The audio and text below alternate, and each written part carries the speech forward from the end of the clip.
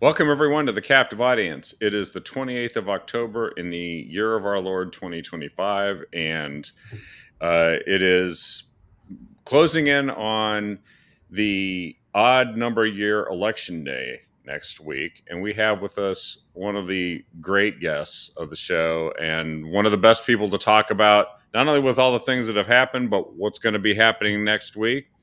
Dave Huguenel. Dave, welcome to the show. Happy to be here. It's always a pleasure, Kevin. Well, there's a lot that goes on after uh, presidents are inaugurated, and the first 100 days, the first 200 days, there's usually things that get passed by Congress. We had the one big beautiful bill. There's all kinds of changes that occurred. We've probably seen an enormous number of differences between President Trump and his predecessor. We but then we get back towards political season again, and one of the times that this gets kicked off, I think, where people really start focusing on what an election's going to tell us or what polls might tell us, are the races in Virginia and New Jersey. And I know there's other elections that go on. I think California is going to have a vote referendum, I believe, on uh, whether or not to dump their redistricting system to gerrymander. And there's a lot of other smaller elections, but this is where we start to take the temperature of where things are at and then look forward to where we're heading into next year. What do you think the temperature looks like right now? Uh, well, I would say it is. I'll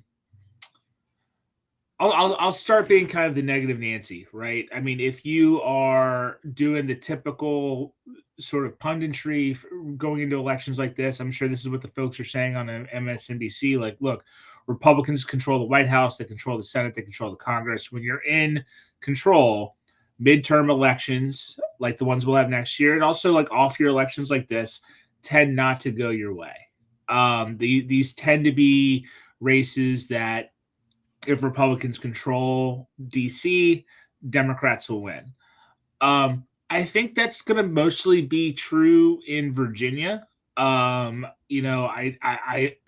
don't know that there's really any polling that shows that Winston Sears has any viable chance to really go across the finish line and win that governorship.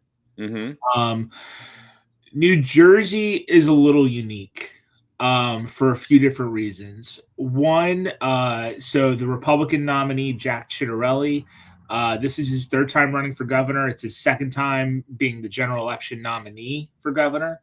Yep. So he has a lot of experience, a lot of name recognition. 4 years ago, he actually came very, very close to winning. I think he exceeded most expectations.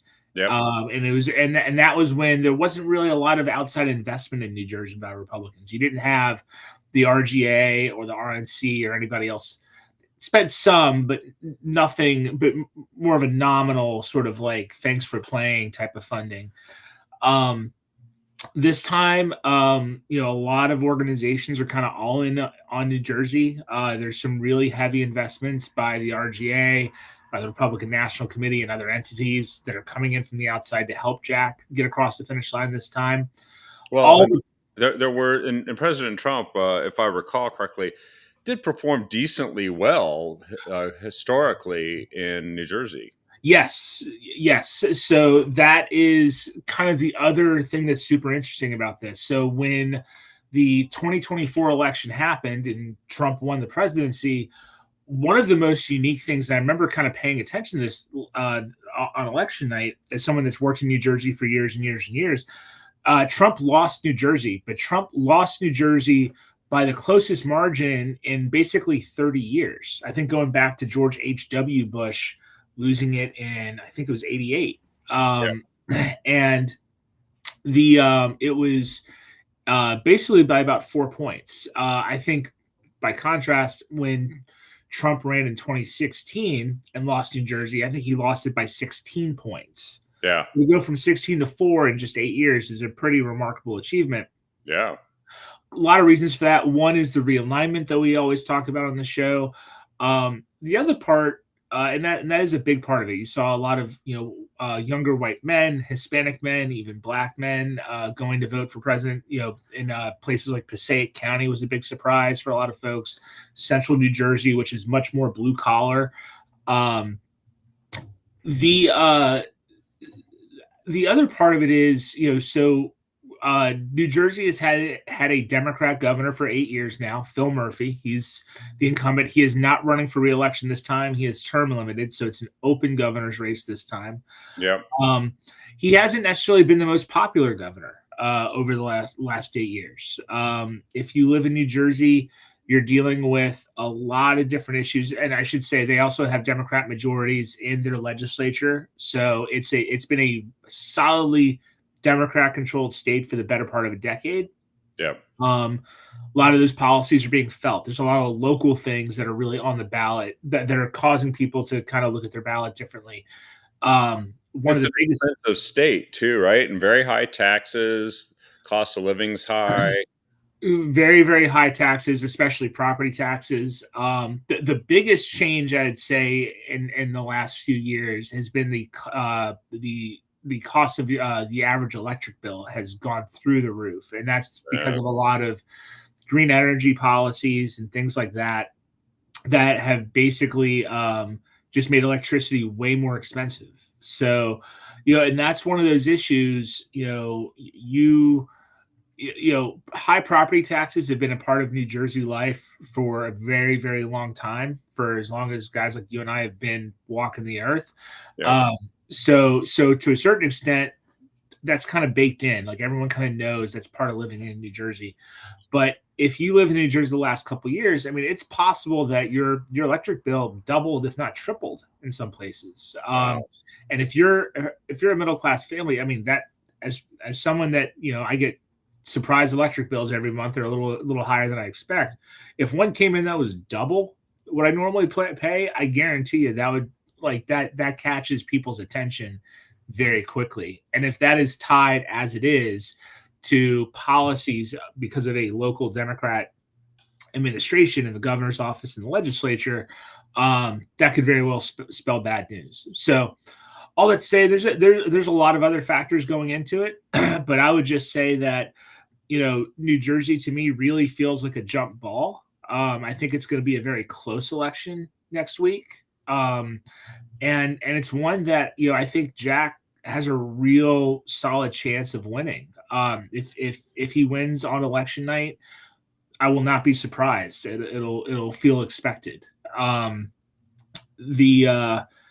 like I said, it'll be close, and all the polling kind of bears that out. Most of the public polling that you see out there shows this race is neck and neck. It's very, very cliche for me to say this, but it's very much going to be a turnout game. There are a lot of those folks that voted for Trump in 2024 for the first time. Are those people going to show up to vote in the governor's race at all? And obviously, if they do, my expectation would be that they vote for Jack. So Yeah, he has much more of a working class appeal too, doesn't he, than his opponent, who is kind of part of that.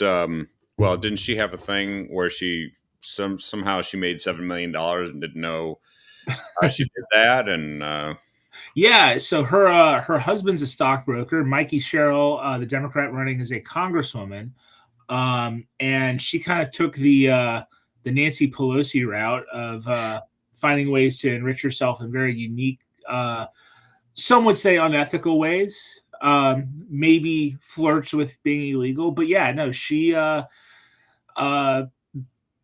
on some committees that ended up having some policy effects on some stocks that her and her husband owned, and whoops, she made $7 million. It's just a coincidence, and who knows how that happened.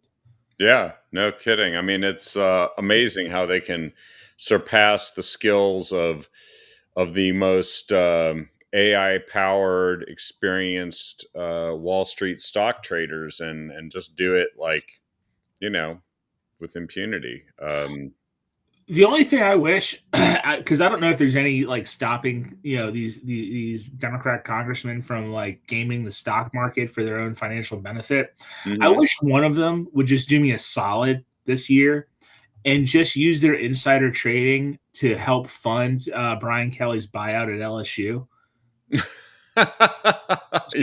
you're a Democrat congressman listening to captive audience on a Tuesday night, please go vote on some committees. Go do something that increases Lockheed Martin's stock by a couple percentage points. Send that money down to Baton Rouge. We're trying to figure out how to pay a $54 million bill this week. Wow, that is quite a lot of money. Yeah, I was going to raise it, but more towards the end where we usually start I shooting. I figured. I mean, look, it's not going to be the last time I mentioned Brian Kelly's buyout in this. I am extremely upset by it, mainly because if I get fired tomorrow, I don't even know if I get a keychain from Go Big, let alone $54 million. So Yeah. I'm questioning all my life choices. How did I not get a job where if I get fired, I get 50 million bucks? I did something wrong. Yeah. And it's funny because we're in this parallel universe over here in Oregon where Congresswoman Val Hoyle somehow took her net worth from 2022, $439,000, to today, when it took her a year to actually report what her stock trades are. She had to admit that her stock portfolio that her husband supposedly was overseeing worth $1.71 million, and that's a 400% gain, which is astoundingly good and well beyond anything so you might be onto something. This might be the real way to finance, because don't forget, we got name, image, and likeness money that we got to plow into these schools now too. So Maybe that's what we do. We assign every college to a Democrat congressman or congresswoman, and part of their insider trading goes to fund NIL. there we go. NIL and buyouts for coaches that don't stick around. Well, isn't it true actually that the other factor out there, um, that I've been hearing about at least, is quite a few people. I don't know, is it like 1 million or 2 million or something like that? People from New Jersey work in Manhattan Mm-hmm. and they commute there. And right now, playing out at this very same time, in the very same timeline, is the uh, Mamdani election. And I call it the Mamdani election because it's kind of his election to lose now that Hakeem Jeffries is on board, as if that wasn't going to happen. Right. And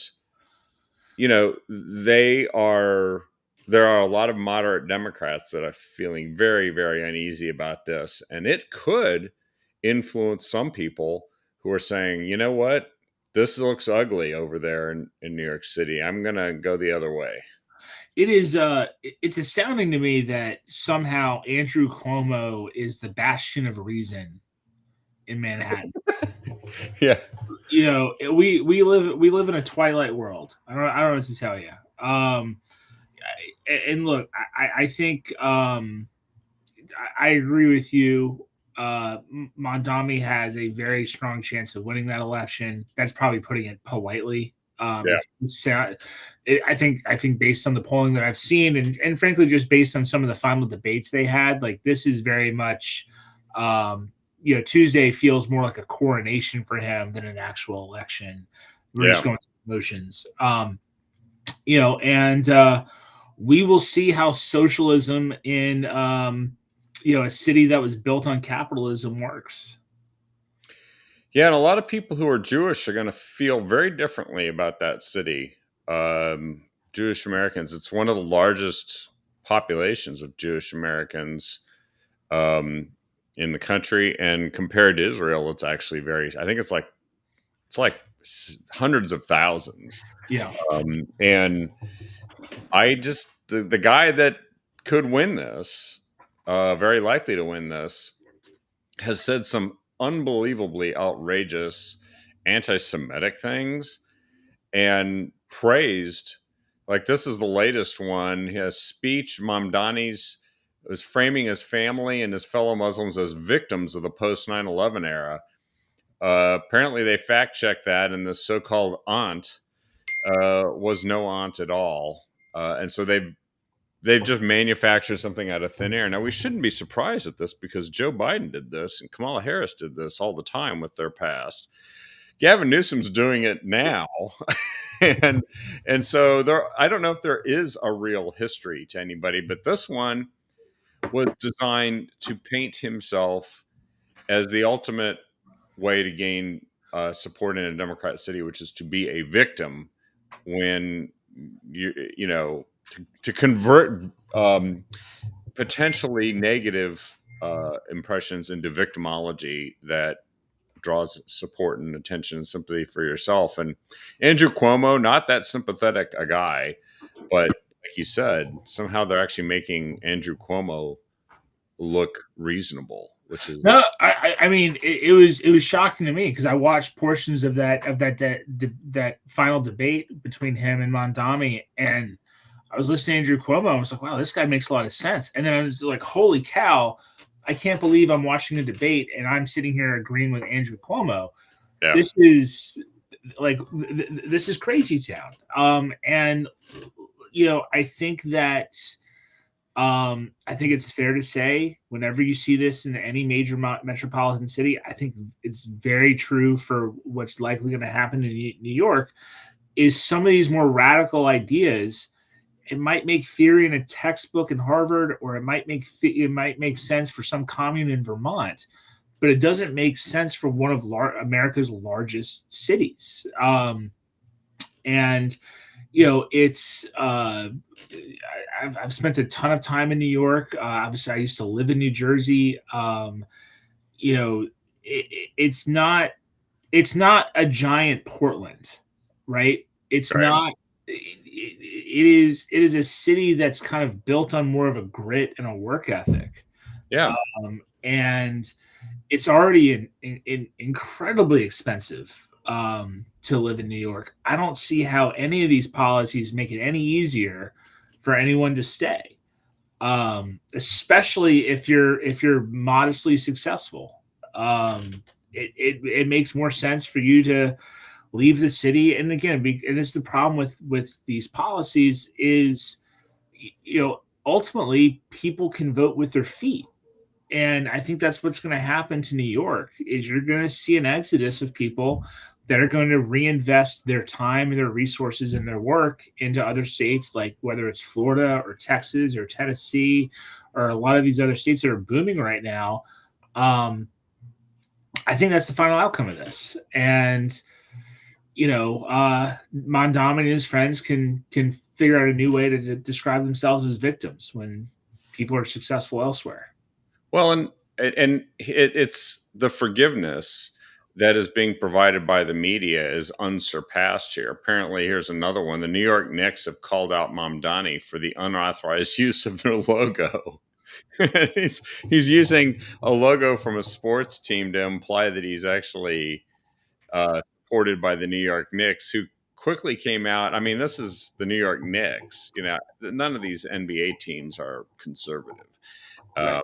And so this was apparently an important clarification because I think that whatever there's going to be a huge hangover from this guy, and this is the economic center, you know, for the country, and I think it might not stay that way. I think it's entirely possible. I was talking to. You might know Representative E. Warner Reschke. He was on the show last night, and we theorized that maybe the New York Stock Exchange and the NASDAQ, they'll just get out. They'll just go to like Florida, you know, or Texas and start over because why would you want to be someplace? But then again, you know, a lot of the hedge fund guys, they've been funding a lot of this nonsense. So do they have to like actually have a bad experience and they're like, this isn't working the way we planned? I don't know. It's probably one of two things. One is, you know, they're hedging their bets and hoping that like maybe like once he actually gets into office, they can talk some reason into them, or water down some of the more radical ideas that they feel like would hurt the economics of what they do. And Mondami has a choice. Like when he becomes mayor, maybe he does kind of regulate some of the crazier things that he's espoused over his political career, and tones it down a little bit, and basically ends up being not the radical change that his socialist allies were hoping for and pushed. Right. Yeah. That's a possibility. I'll say this: I've never met the guy. I've only seen him. I've only seen the same clips that you and your viewers have seen of him. My quick read of him is he doesn't strike me as that type of person. He seems like a man that's very solid in his convictions, for better or worse. I think obviously for worse. And I think that a lot of these folks that think that they can hedge their bets or moderate, or kind of be the angel on his shoulder when he's in City Hall, I think they're in for a rude awakening. I think this guy means what he says. Yeah, I think we should take him at his previous words. He said, when he said it and didn't think that it might jeopardize his ability to get elected, but when he said what he really thought. And as I understand it, now that the polls have been showing him kind of running away with it, he has been increasingly saying his old stuff again. Like he's kind of switching back. For a little while, he was trying to make himself sound, more tolerant, less socialist or Marxist. And I guess this is a big lesson for the country. But you know what? Actually, this is kind of going to be mostly fallout for the Democrat Party, because this isn't this. The whole thing's playing out. And I know this plays out in every race to some extent, but there are definitely some fissures that have developed in the Democrat Party. And driving some of the stuff from the left is Alexandria Ocasio-Cortez and her mini-me Bernie Sanders, which is kind of weird, but that's how it seems to be rolling. And if you think about it, they've managed to stave off in 2016 and 2020. They managed to stave off Bernie Sanders from getting the nomination. Mm-hmm. They did it a couple of different ways, but they kind of short-circuited the process and block and tackled them out, right? Right. And then the 2024 was the whole Biden-Kamala thing, so that really wasn't an opportunity for Bernie, other than the fact that I think we got a lot of Bernie's policies when Biden got in there. So right. We did get that. But now it's the race, now that they're out of power in D.C., it's the race to define the Democrat Party. And it looks like AOC and Bernie are winning. Yeah, no, I agree with you. I also think it's worth kind of zooming out, too, because I think this is true of both political parties and pretty much almost any American, right? Like we are, as a country, like we are all hungry for change, right? What the type of change we want, not the same at all, right? But if you're a Republican and you voted for Trump in 2016, or if you voted for him in 2024, it's not, or obviously in 2020 as well, it's not because you're a fan of the status quo, right? It's because you need it. You think that there needs to be some sort of tectonic shift in the way that our country operates. There's a level of unfairness, right, for the middle class and things like that. I think the same thing can be true. The same thing is true for our left-leaning counterparts, right? If you're a Democrat that lives in Brooklyn, or if you're a Democrat that lives in New Jersey, like you're hungry for change as well. You might be looking for more socialist type change, but again, you don't think the status quo is working either. So I think it's a very interesting thing that we have in this country right now. Is there aren't really a lot of people out there, in my opinion, that are defending the status quo. They're like, hey, listen, everything's great. Drug prices are exactly where they need to be. Gas prices are exactly what we want them to see. Eggs, you're getting a bargain. No one agrees that this stuff works. So I think that, yes, like you're going to see more of these change agents on the left become more successful, whether it's AOC or Bernie or, Mondami is going to be the latest iteration of that movement. And it's like once the dust settles in both parties, of like, okay, we have all of our change agents elected.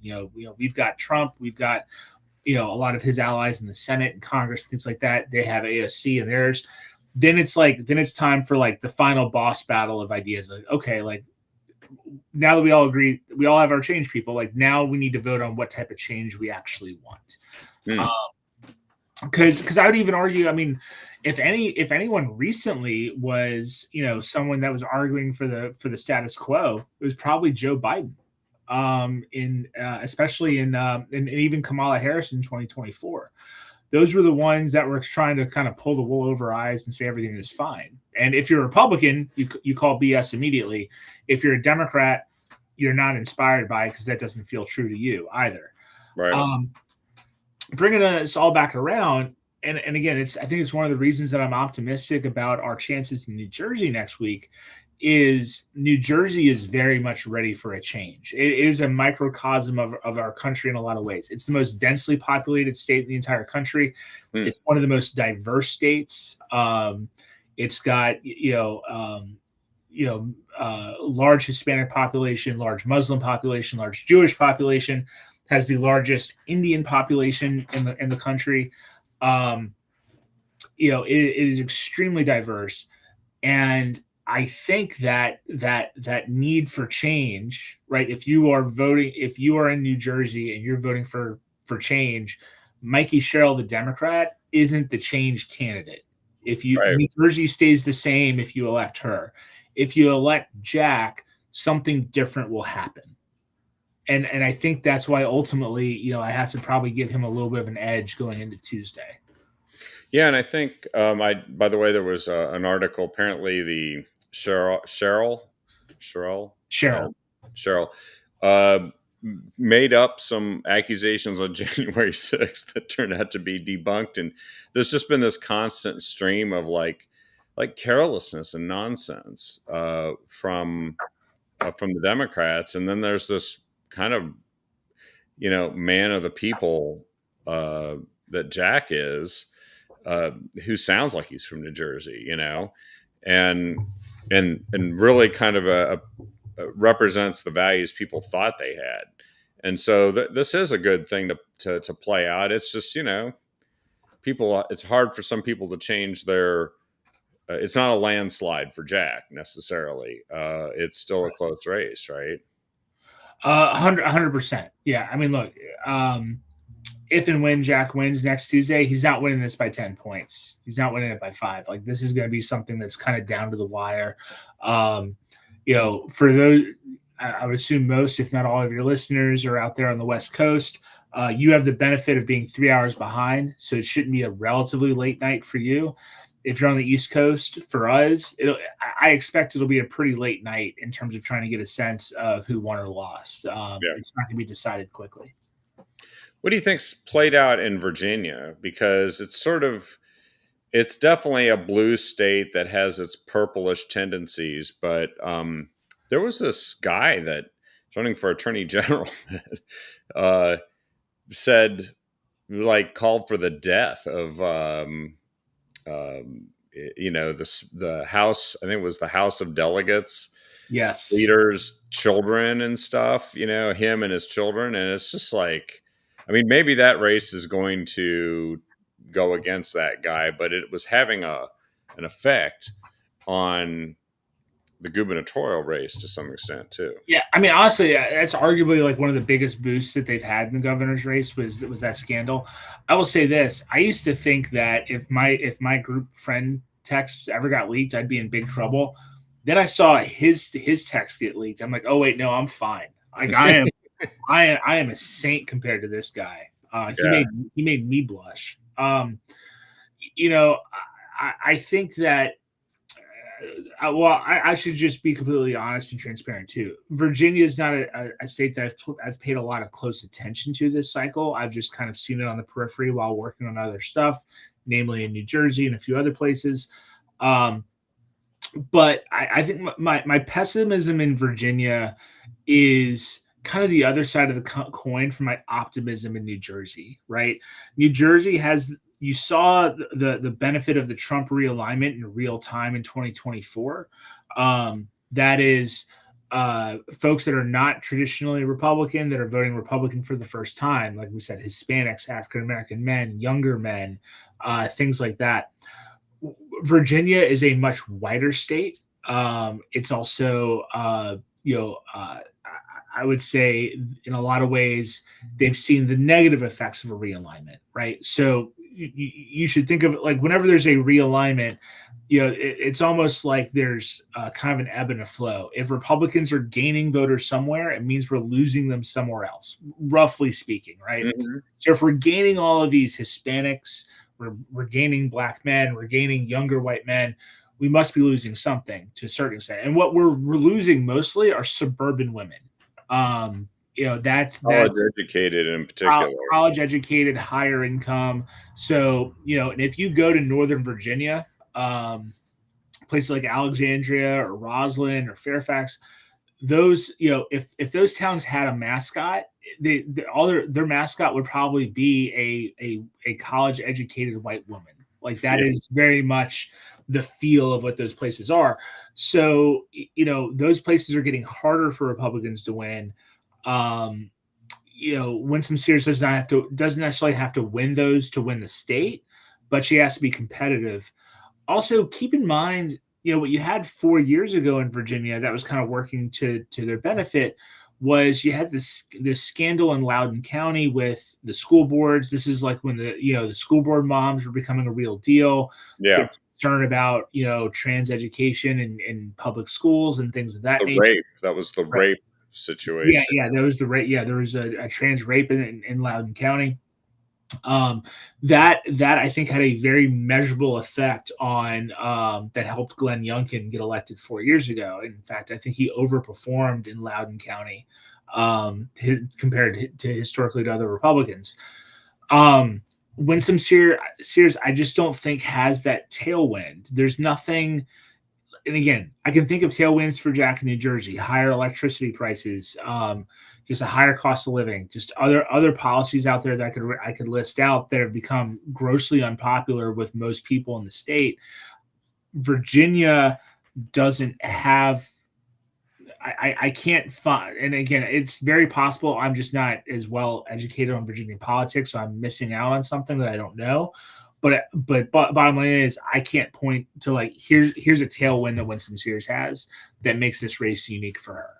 Well, Northern Virginia really ain't the South now. It's part of Greater Washington D.C., right? And it's some of the wealthiest counties in the nation, and those counties are full of federal workers and people who may not be as pleased with the Trump administration and as people who voted for the Trump administration and to get them in there. And so I can see that being a factor too, in addition to the demographics being different. It's funny because being whiter and more female means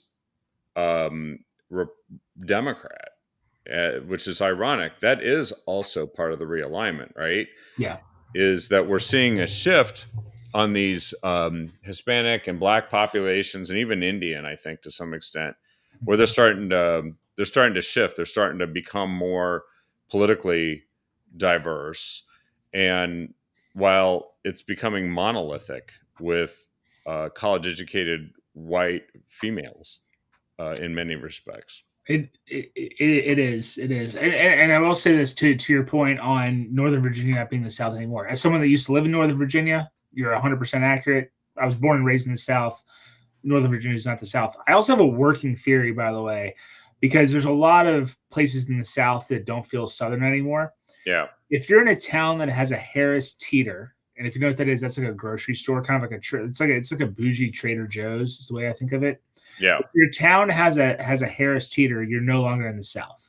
Yeah, that's right. It's emanating non-Southness from it. Exactly. So you have these like little pockets in like South Carolina and Florida that are no longer part of the South. It's like Swiss cheese now, as more Harris Teeters begin to expand. Because I think they follow like the white women, wherever white women migrate to, like that's where the Harris Teeters pop. Yeah, the herding herds. like where they migrate to. No. And I and mean, I yeah, get yelled at by my wife when she watches this show, by the way. So I'm pretty sure I'm in trouble on that one.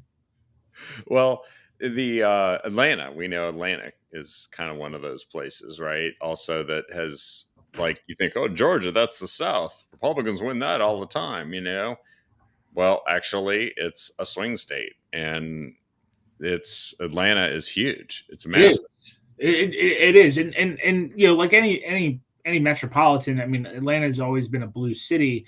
I think what's also made Atlanta unique too is because of Georgia's fantastic economy. Atlanta has been a magnet. You know, if you're a company that doesn't want to be around Mondami in New York, Atlanta is one of the places that you look to move your business to. And the irony of that, though, is that while they're escaping the socialism of Mondami, and they don't necessarily export his socialism to Atlanta, they bring like they bring like vestiges of their like New York liberalism with them. It Right. makes the state a little more blue. Well, we've seen that in Oregon with California, you know, over the years, kind of people escaping California. It's too expensive. So they come to Oregon, make it more expensive, and vote for somebody who makes it even more expensive, which are the Oh, Democrats. I'll say this as someone that lived in Oregon, I don't know if you can blame Californians for all your problems. I mean, some of Not those all of our are, problems, some man. of your liberalism is homegrown out there in Portland. Yeah, Those especially are the Antifa variety. yeah, that's you know, I've told people that haven't worked in Oregon politics before that ask me about it.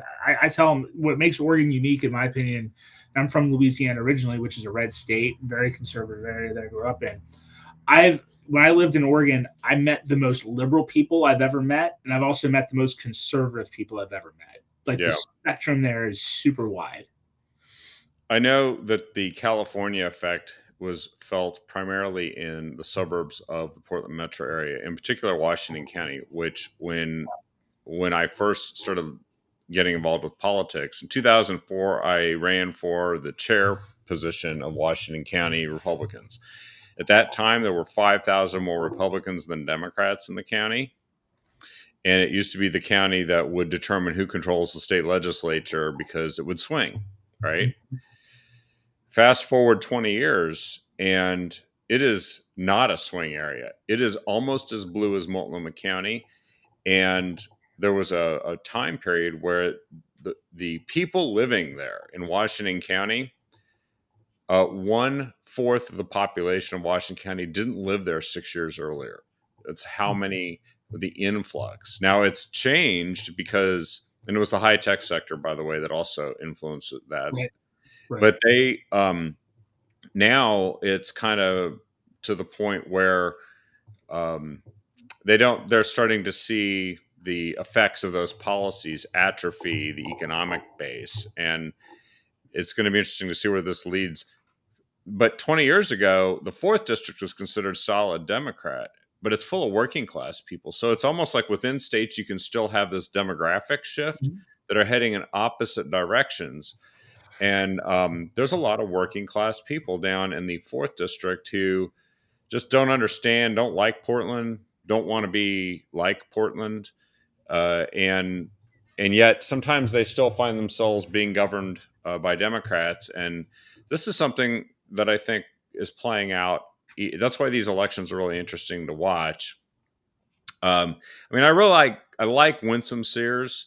I think she's a great example of what um, somebody can make of themselves in America Of and course. accomplish. And so I kind of feel for her, but I agree. I just don't know that there's a way to close that gap, but it would be great if that still happened there. There's a lot of stuff that's been happening with the Trump administration. And how do you see these kind of political mega trends going that are relating to how things are playing out right now, like the economy? I've seen concern about the economy in some places. I know it's a concern in Oregon, but I've also seen polling, like just the other day, that the number of people who consider that the top issue has dropped by 20%. And so I don't know what the driver is going to be next year. There's a lot of talk about the fact that the shutdown has affected federal workers, and maybe it's not good politics. And I was curious what your take is on that. And then there's the whole thing that's going on with ICE and crime and political violence. Since you and I last talked, Charlie Kirk was assassinated. We have seen, tens of thousands of illegal criminals being removed.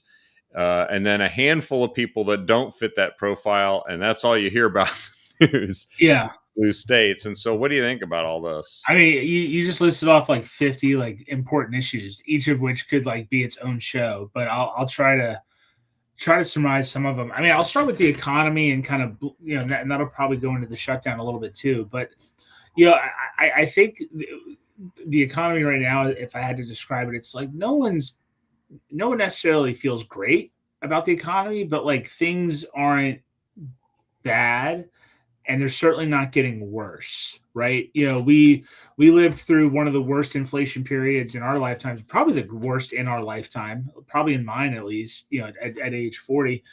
And we survived that. This is not as bad as that.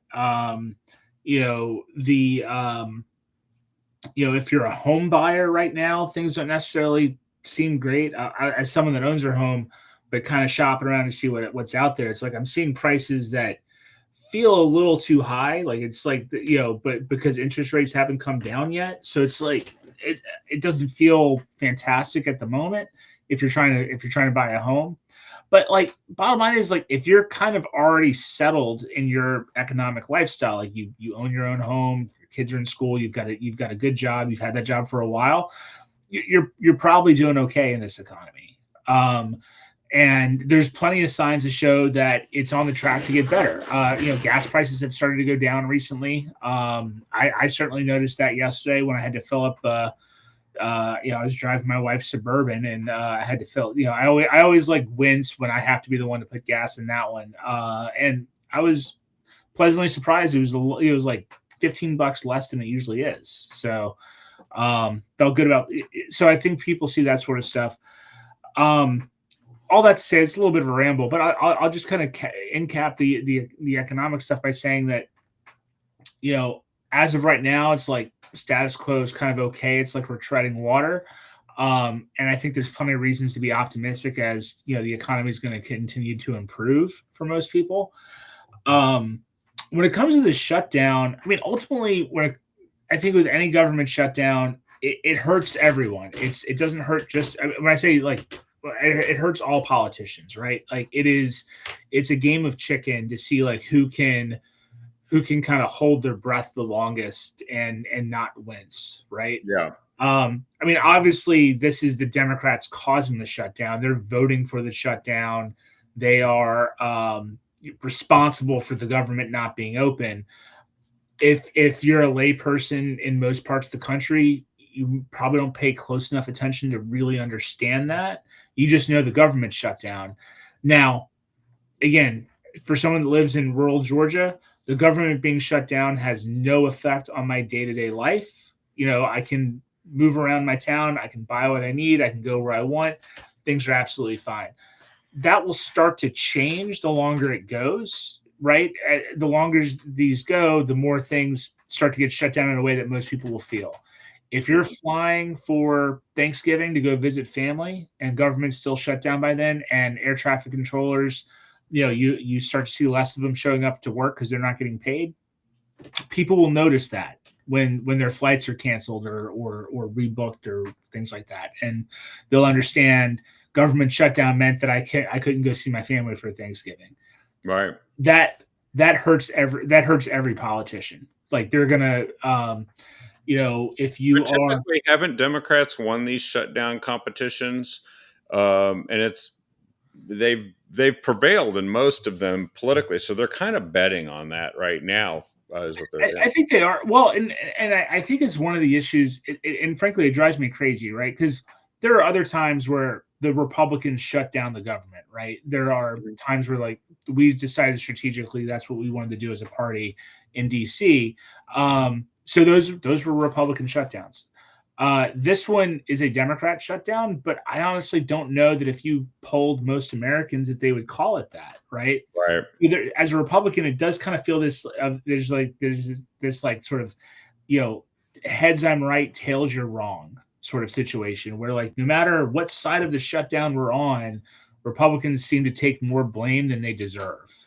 And Well, that's aided by the media, isn't it? I mean, I think that when sure, I talk to somebody or when I watch Democrats messaging people in their base, they seem to be acting as if this is being caused by Republicans, and they don't even take responsibility for the fact that they actually did cast votes that led to the government shutting down.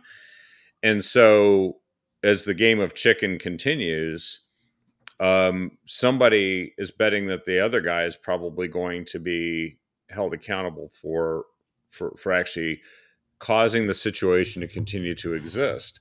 I right. don't see Republicans offering what the Democrats want. $1.5 million in spending? I don't think so. Well, I agree, and I think the consensus amongst most people is like this shutdown will last through at least Thanksgiving. I haven't heard anyone say that there's a path to end the shut. Now, again, that can change. That can change on a dime, right? It just takes one negotiation, one conversation in the Senate, which again, this isn't even locked up in both chambers. It's the Senate Democrats specifically that are really forcing this issue. Because they're able to invoke cloture and or I guess not invoke cloture. I'm saying it wrong, but they're basically filibustering to keep the government shut down. Yeah. But look, I don't know that once the government reopens, that it's a win for Democrats and it's a loss for Republicans. I think it is a loss for everyone in office. And the only thing we're arguing about is who's a bigger loss for. Mm. That's kind of the way that I feel about it. That's just kind of my gut. Is there's no one that like looks like the good guy necessarily in the eyes of the average voter. They just all they see is government is dysfunctional. Whoever was a part of that dysfunction is a part of the problem. Yeah. That's kind of my read. Yeah. Well, isn't it kind of the case now that people are going to actually not get paychecks pretty soon because they were able to run on fumes for about a month.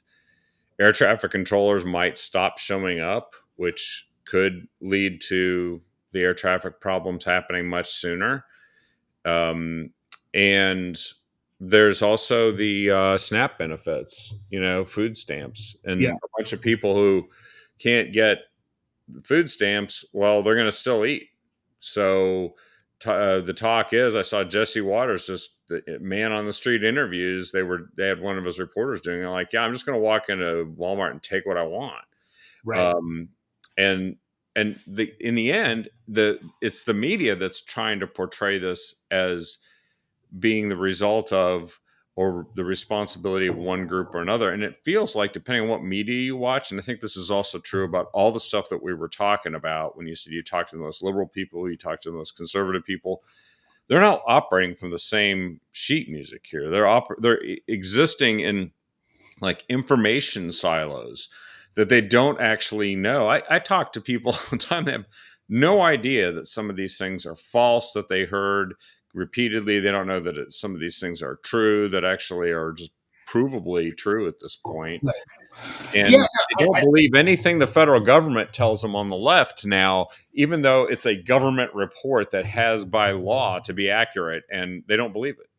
Right. No, I agree with you. There are 100% information silos, and that's a huge issue when it comes to communicating in politics. But like what I think of the folks aren't necessarily the folks that are in one silo or another. I would argue they're almost in no silo. Their day to day, they are not paying attention to anything political, right? Yeah. Politics is just not a part of their daily digest. So if you're kind of in that world, which I think a lot of Americans are, you're going about your day this week, you don't feel a shutdown. You don't.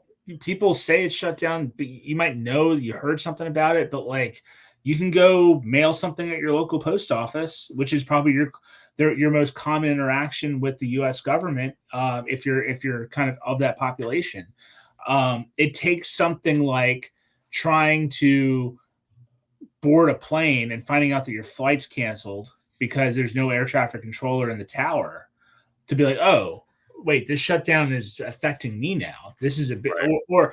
or yeah, like if you have SNAP benefits and all of a sudden you can't buy food for your family, those are the things that have to happen for, I think, that call it that sort of third silo of people. They're just sort of like low to no information voters or citizens that's when they get engaged. That's just like that group you mentioned in New Jersey.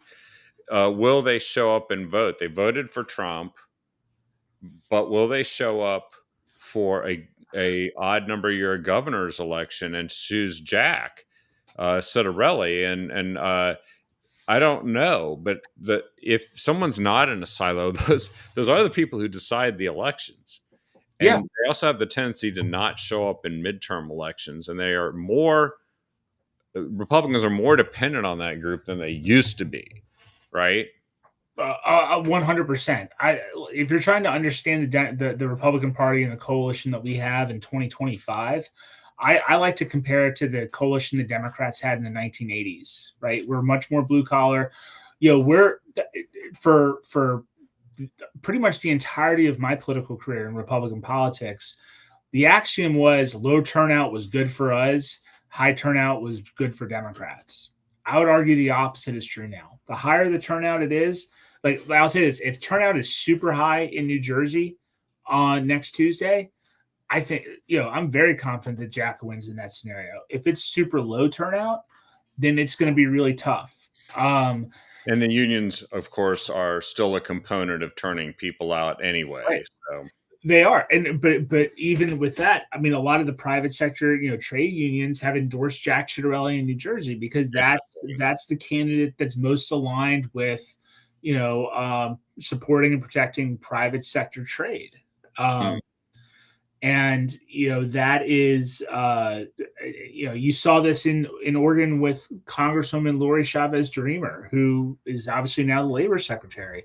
She had a ton of support from private sector trade, probably more so than any other Republican that in Oregon that we could probably think of in terms of the number of endorsements she had and just strong relationships, donations, things of that nature. We are a different Republican Party than we were pre-2016. And the plus of that is that, like it's nice to be a part of the party where, like, if more people are voting, it means good news for us. But there's also this like unpredictability that comes with it, because part of that high turnout means it's people that don't traditionally vote that are voting. It's hard to model or predict exactly how they vote or if they're going to vote at all. And it's extra work to turn them out. It's extra work to turn them out. Absolutely. So, there are advantages to having benefits from high turnout. There are downsides too. And, it's part of, if you work in Republican politics like I do, like having to understand those pros and cons is extremely important, because that's the difference between winning and losing these elections. Yep. No, that's well said. So anything else on the horizon that you think people should be watching out for? I mean, I know that there's the everyday drumbeat of news, things that probably don't matter for elections, like the invalidation of Biden's executive orders and pardons because some staffer signed them with an auto pen, and just crazy stuff, and all these things that are happening.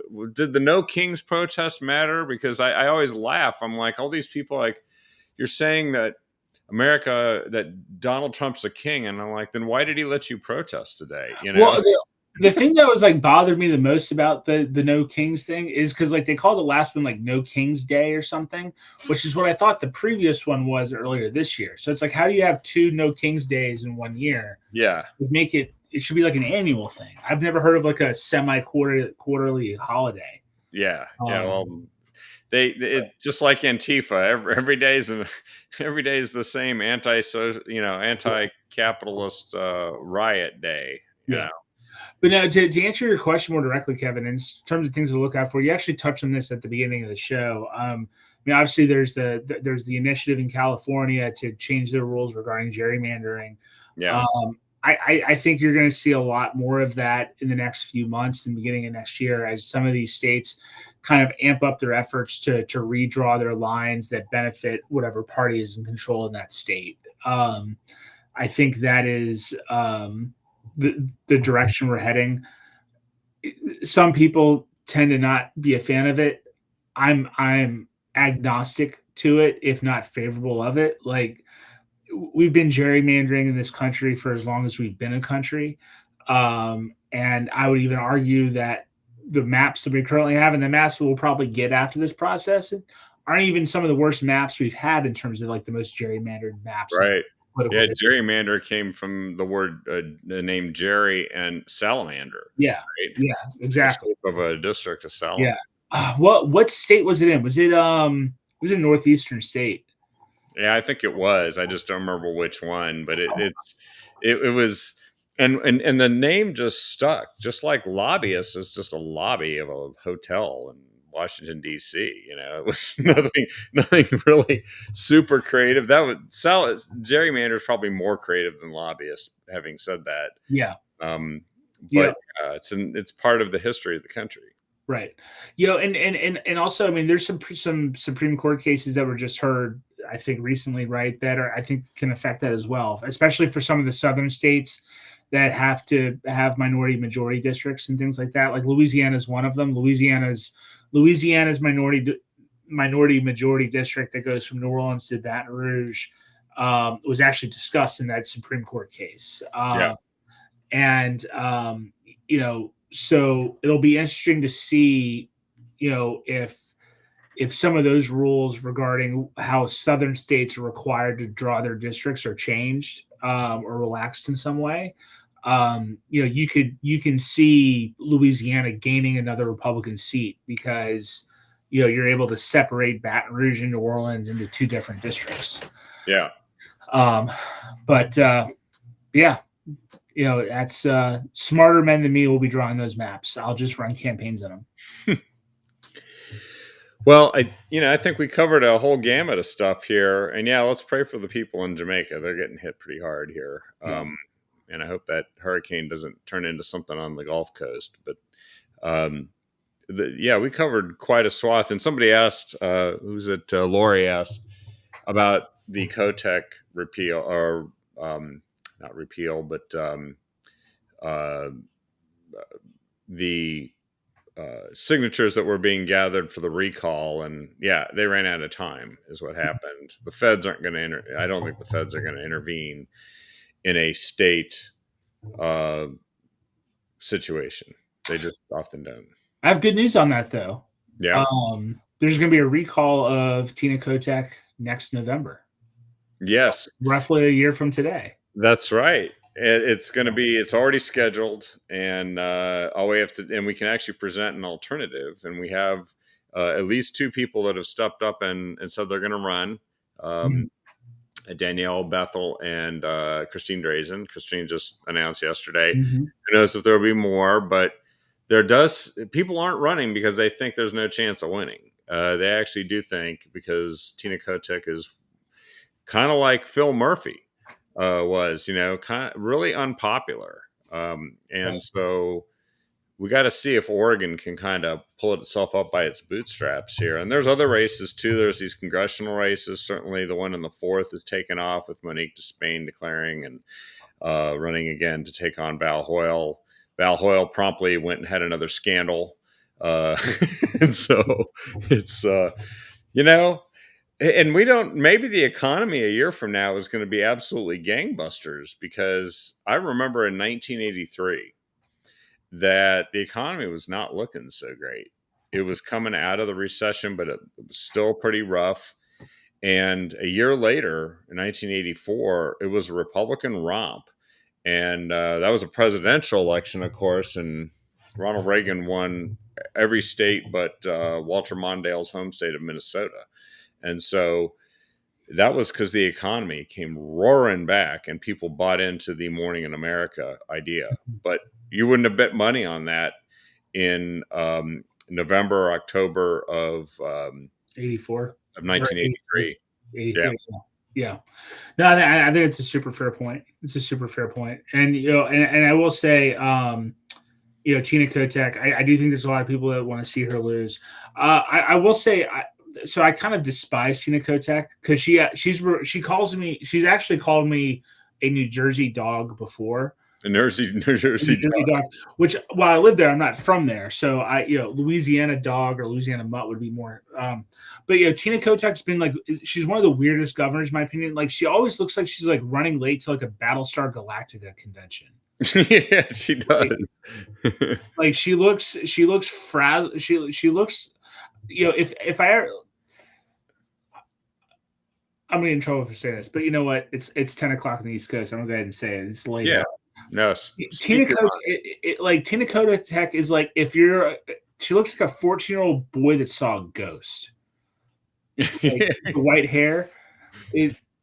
She's a weird duck, man. Weird. And her wife kind of looks like a giant Ewok. All right. You came out over on top of me. I feel less bad about my insult. So. Well, it's just It occurred to me when you started talking about Battlestar Galactica. Suddenly, Star Wars came into my mind, and I agree. And so we do have a weird state, and a lot of weird stuff's happening, but maybe some good stuff. And we're going to be watching next week, and thinking about you, and the things you shared with us tonight. And we really look forward to having you on again, as usual, Dave. Yeah. There will be more to talk about once we get through these elections and get into the fall, where we start thinking about what's going to happen next year. So, LSU coach, what do you think? I think we're going to try to ask Nick Saban to do it again. I'd say we have as much odds of getting Nick Saban as our head coach as I have like asking like whoever like was on the cover of Sports Illustrated swimsuit to be my next wife. Chances are low, man. And at this late in the season, they usually kind of ride it out with the interim coach, right? So it's going to be, and there's going to be the whole thing about keeping all the players around, right? That are there that could transfer with a changing coach and all that stuff. So but good news is I have the Saints, to watch for the rest of the season. We're like 1-7 right now, so great. Well, Notre Dame lost the first 2 games of the season, and they've become a very good team. And it just you've only lost 2. That's cute. I don't know what that's. No, but we lost the first 2 against really good teams, and we're just not playing anybody else. So it's kind of like you can be a good team and not get into the playoffs, and that's pretty frustrating. But look, don't lose games. Well, right? Look, you're a good team that's not going to get into the playoffs. I'm a horrible team that's not going into the playoffs. I would rather be the good team not going to the playoffs. True, and we'll probably you're trying to make me feel better, but just know it's not working. I am solemn and sad and just grumpy for the rest of the football season. I did my best, but how's the music situation going? Music is good. I'm actually going to be auditioning for a new band tomorrow night. Nice. All right. Well, keep us posted. We'll watch the social media feed to see what develops there. And again, thanks for joining us and sharing it with your wisdom with us as we head into the next election season. Always a pleasure. Have a good one. Thanks, everyone, for watching. Share the show with everyone you can, and we'll be back tomorrow night with the next episode of The Captive Audience. Don and Leslie will be there. Have a good one.